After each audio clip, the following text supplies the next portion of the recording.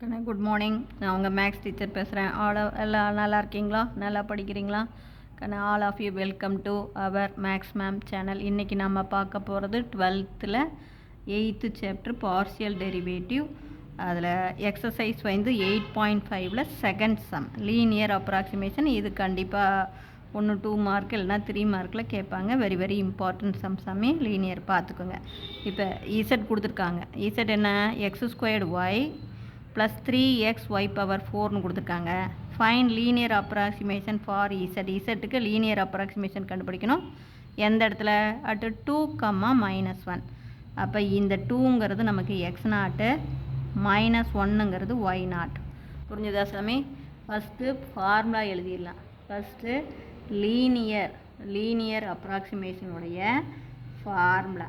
Linear அப்ராக்சிமேஷனுக்கு என்ன formula அப்படின்னா, ஒன்றுமே இல்லை, மனப்பாடம் பண்ணக்கூடாது, புரிஞ்சிக்கிட்டு படிங்க.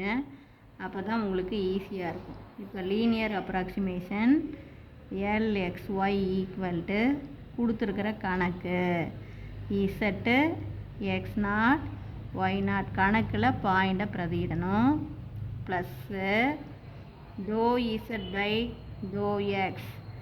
இசட்டை எக்ஸை பொறுத்து டிஃப்ரென்ஷியேட் பண்ணி at x0 y0 பாயிண்டை பிரதியிடணும். ∂z/∂x at x0 y0, அதாவது ∂z at x0 y0ங்கிற இடத்துல ∂z/∂x என்ன? இன்ட்டு இதை விட்டுறக்கூடாது, x - x0 எக்ஸை பொறுத்து டிஃப்ரென்ஷியேட் பண்ணி பாயிண்டை பிரதியிடணும். Into x - x0. புரிஞ்சுதா தங்கம்? ப்ளஸ் அதே மாதிரி ∂z/∂y at x0 y0, அதாவது ஒய்யை பொறுத்து டிஃப்ரென்ஷியேட் பண்ணி பாயிண்டை பிரதிடணும். இன்ட்டு y - y0 கணக்கில் பாயிண்டை பிரதிடணும். எக்ஸை பொறுத்து டிஃப்ரென்ஷியேட் பண்ணி பாயிண்டை பிரதிடணும். இன்ட்டு x - x0 ப்ளஸ்ஸு இசட்டை ஒய்யை பொறுத்து டிஃப்ரென்ஷியேட் பண்ணி பாயிண்டை பிரதிடணும். Into y - y0. இதை விட்டுறக்கூடாது. அப்போ நமக்கு ஃபஸ்ட்டு இதை கண்டுபிடிச்சிக்கலாம். இசட்டு x0 y0 கண்ணா. அப்போ நம்ம கணக்கில் கொடுத்துருக்கிற பாயிண்டை பிரதிடணும். எக்ஸுக்கு பதிலாக 2, எக்ஸுக்கு பதிலாக x0 அப்படின்னா 2, ஒய்க்கு பதிலாக -1. அப்போ பாருங்கள், எக்ஸுக்கு பதிலாக 2ன்னு போட்டால் 2 2 4 இன்ட்டு ஒய்க்கு பதிலாக y0 -1 ப்ளஸ் 3 இன்ட்டு எக்ஸுக்கு பதிலாக x0 2, அதுக்கடுத்தது ஒய்க்கு பதிலாக y0 -1.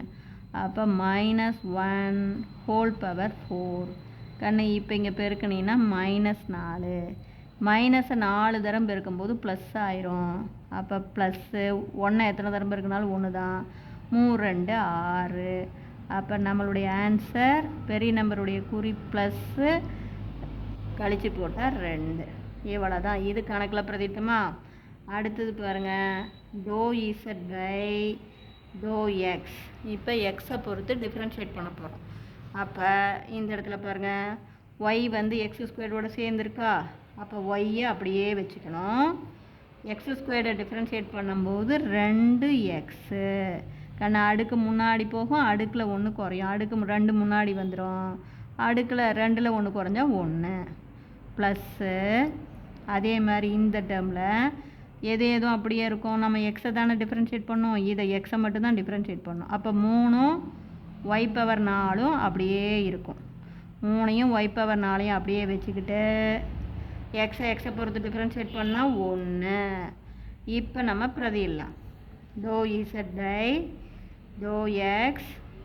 at x0 y0 நம்ம கொடுத்துருக்கிற பாயிண்டை பிரதிடும்போது அந்த ஒய்க்கு பதிலாக -1 இன்ட்டு 2, x0க்கு பதிலாக எக்ஸுக்கு பதிலாக x0 2. அப்போ 2 2 4 ப்ளஸ்ஸு 3 இன்ட்டு ஒய்க்கு பதிலாக -1 தங்கம். அப்போ -1 4 தரம் பெருக்கும்போது இல்லைன்னா இப்படி போட்டுக்கோ, -1 ஹோல் பவர் 4 இன்ட்டு 1 தான். அப்போ நமக்கு இங்கே பெருக்கும்போது -4, இங்கே பாரு -4 தரம் பெருக்குனா ப்ளஸ்ஸு. அப்போ ப்ளஸ்ஸு 3 3 3. அப்போ நம்ம ஆன்சர் பெரிய நம்பருடைய குறி 4ல் குறி வெவ்வேறையாக இருந்தால் கழிச்சுக்குவோம். கழிச்சோம்னா 1. நீ பெரிய நம்பரை குறியை போட்டுட்டு இங்கே ப்ளஸ் இருக்குன்னா கூட்டி போடக்கூடாது. குறி வெவ்வேறையாக இருந்தால் கழிக்கணும், அது மறந்துடக்கூடாது. இப்போ அடுத்தது டோ இசட் பை டோ ஒய், ஒய்யை பொறுத்து டிஃப்ரென்ஷியேட் பண்ணுறோம். அப்போ இங்கே பாருங்கள், முதல் டேர்மில் எது அப்படியே இருக்கும், x² அப்படியே வச்சுக்கணும். ஏன்னா x² ஒய்யோட சேர்ந்துருக்கு இல்லையா. இப்போ x² அப்படியே வச்சுக்கிட்டு ஒய்யை பொறுத்து டிஃப்ரென்ஷியேட் பண்ணால் 1 ப்ளஸ்ஸு. அடுத்தது எது எதுவும் அப்படியே இருக்கும், 3ம் எக்ஸும் அப்படியே இருக்கும். எதை டிஃப்ரென்ஷியேட் பண்ணோம், y⁴ டிஃப்ரென்ஷியேட் பண்ணோம். இப்போ y⁴ டிஃப்ரென்ஷியேட் பண்ணும்போது என்ன பண்ணிக்கணும், அடுக்கு முன்னாடி கொண்டு வந்துடணும். அப்போ அடுக்கு 4 முன்னாடி வந்துடுமா. அப்புறம் ஒய் அடுக்கில் 1 குறைஞ்சி போயிடும். அடுக்கு 4 முன்னாடி வந்துடும், 4ல் 1 குறைச்சிக்கணும். அப்போ 3. புரியுதா. x⁻n−1 ஃபார்முலா பிரகாரம் சாமி, பவர் முன்னாடி வரும், பவரில் 1 குறையும். பவர் முன்னாடி வந்தால் 4, 4ல் 1 குறைச்சா 3. இப்போ நம்ம பிரதிட்டுக்கலாம். டோ இசட் பை டோ ஒய் அட்டு x0 y0 கொடுத்துருக்கிற பாயிண்ட்டை பிரதிடுறோம். x0க்கு பதிலாக x0 வந்து 2. அப்போ 2² பண்ணால் 2 2 4 ப்ளஸ் 3 இன்ட்டு x0 2, எக்ஸுக்கு பதிலாக x0 2, அப்புறம் 4 இன்ட்டு ஒய்க்கு பதிலாக y0 என்ன -1 ஹோல் பவர் 3. இப்போ பார்த்தீங்கன்னா இங்கே பாருங்கள், இது 4, இங்கே -1 3 தரம் பெருக்கும்போது மைனஸ், இங்கே பெருக்குங்க என்ன வரும், 2 6, 6 4 24. இது எப்படி மைனஸ் வருது தெரியுதா சாமி. -1 3 தரம் பெருக்குனா மைனஸ். அப்போ ப்ளஸ் இன்ட்டு மைனஸ் மைனஸ். அப்போ நமக்கு பெரிய நம்பருடைய குறி மைனஸ். 24ல் 4 கழிச்சிட்டா 20. எவ்வளவு தான். இப்போ நம்ம என்ன பண்ணணும், இதெல்லாம் கொண்டு போய் நம்ம ஃபார்முலா லீனியர் அப்ராக்சிமேஷனில் அப்போ LXYயில் பிரதிடலாம். இப்போ கணக்கு ZX0 Y0 என்ன கண்டுபிடிச்சோம், 2 ப்ளஸ்ஸு டோ இசட் பை டோ எக்ஸ் அட் X0 Y0 என்ன கண்டுபிடிச்சிருக்கிறோம், -1 இன்ட்டு இதனுடைய வேல்யூ -1 எக்ஸ் மைனஸ் x0 வந்து 2. அதே மாதிரி அடுத்தது ப்ளஸ்ஸு டோ இசட் பை டோ ஒய் அட் x0 y0 என்ன கண்டுபிடிச்சிருக்கிறோம், -20. கண்ணா இது வந்து -20 இன்ட்டு ஒய் மைனஸ் y0 பாருங்கள், y0 -1. அப்போ இங்கே மைனஸு, இங்கே ஒரு -1. அப்போ +1 மறந்துடக்கூடாது, -1 போட்டுறக்கூடாது. கொஞ்சம் நிறுத்தி தான் பிரதிடணும். ஒய் மைனஸ் y0க்கு மைனஸ் போடும்போது மைனஸும் +1. இப்போ சிம்பிளிஃபை பண்ணலாம்.